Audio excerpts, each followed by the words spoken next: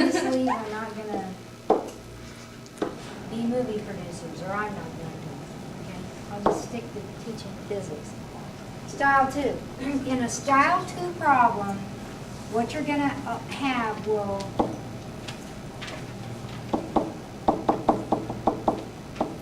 an initial angle will exist. Or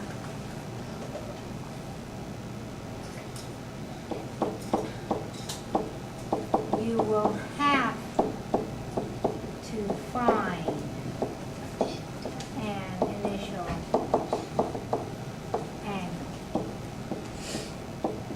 Now, I have mercy on you, and I don't make you do, except for one I work in class that will all work together, find an initial angle. Because to find that initial angle, you have to use some trig function rules that you're probably not real familiar with, okay? So as a result of that, and you have to look it up, you probably don't have those memorized, you won't have to find an initial angle. They'll be given to you, except for in one homework problem, we'll all work together. So, an initial angle will exist in the problems that you have to solve. So that's what you're going to look for. There's going to be an initial reference to an angle. Okay? So, the next thing that you have to look for in the problem in style 2 is the object will leave and return to the exact same height.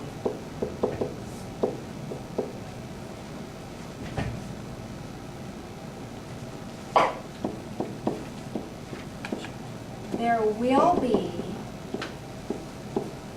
an initial velocity or you will have to use substitution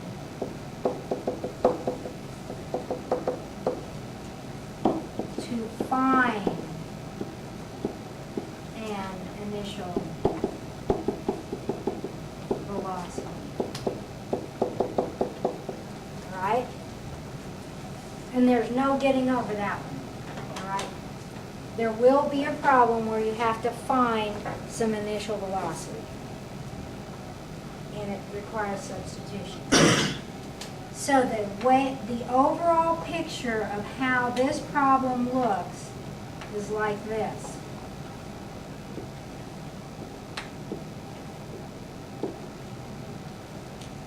You have an object that leaves at a certain angle, goes up, and comes back down to the same height that it left at. All right? It has an initial velocity that it goes up with. In this style of problem, the delta y is equal to 0. Do you see that? It starts here, goes up, and ends right here. Since the delta y is equal to 0, then this is what ends up happening on a problem like this. It has an initial velocity, all right? So it goes up and comes down. Delta y is equal to 0, so we have our y and our x stuff once again that we have to deal with. The big thing here is going to be your velocity initial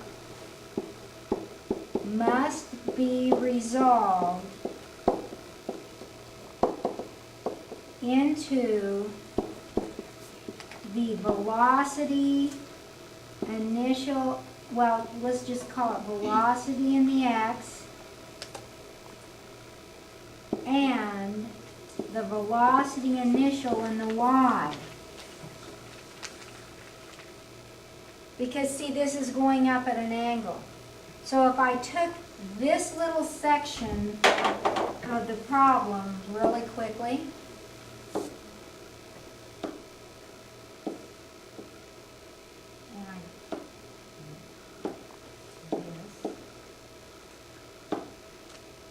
this section of the problem right here, and just look at it temporarily. Take it out and make it big. This is what we're going to get. We have velocity initial and we have a theta.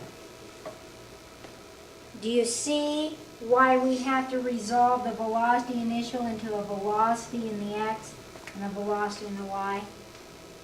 Because this is going up at an angle right here. It starts out at an angle relative to theta. And it's going up at an angle. So do you see that there's some velocity in the x and there's some velocity in the y? So because there is an initial velocity that goes up at that angle, you have to resolve your velocity initial into the velocity in the x and the velocity in the y. Now, is the velocity in the x ever going to change once we get it? No. So what we're going to resolve this out, and it will always be the same equation. So this is how we're going to resolve it out. If we know theta, what is that relative to theta? Adjacent or opposite? Adjacent, right? So velocity in the x will equal velocity initial times the cosine of theta. Do you understand that?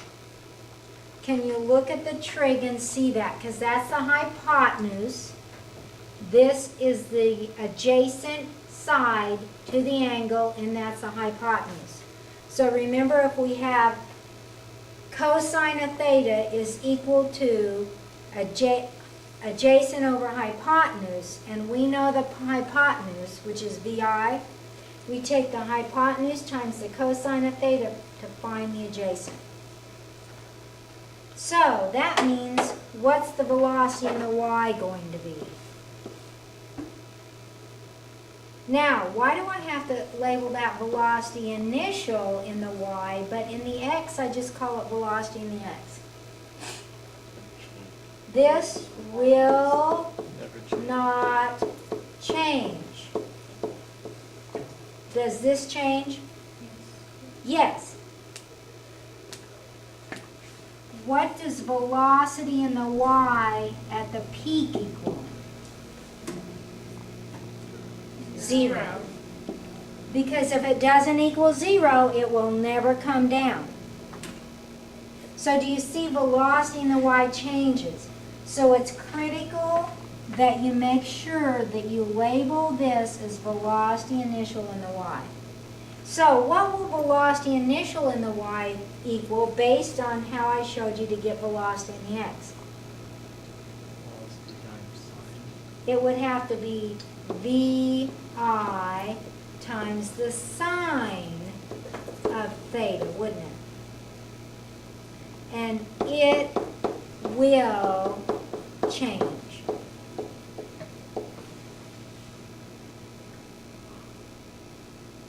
First step you have to do whenever you analyze stuff.